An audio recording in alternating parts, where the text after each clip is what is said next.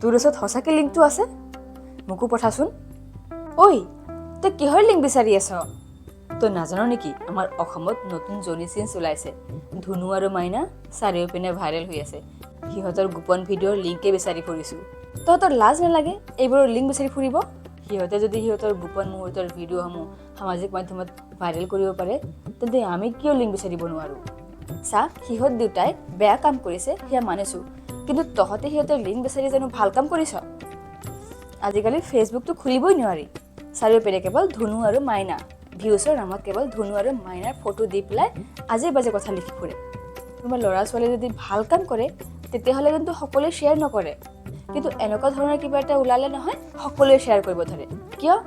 সিহঁতে যদি সমাজখন লেতেৰা কৰি আছে নহয় তাতকৈ বেছি বেয়া কৰিছে তহঁতৰ দৰে লিংক বিচাৰি ফুৰা মানুহে তহঁতৰ দৰে এইবোৰ বস্তু শ্বেয়াৰ কৰি ফুৰা মানুহে তহঁতে এইবোৰ বস্তু শ্বেয়াৰ কৰি আমাৰ আগৰ প্ৰজন্মক আৰু বেয়াহে কৰি আছ সকলোৰে ঘৰত সৰু সৰু ল'ৰা ছোৱালী থাকে যেতিয়া সিহঁতে তহঁতৰ মোবাইল খুলি এইবোৰ বস্তু চাব সিহঁতে কি শিকিব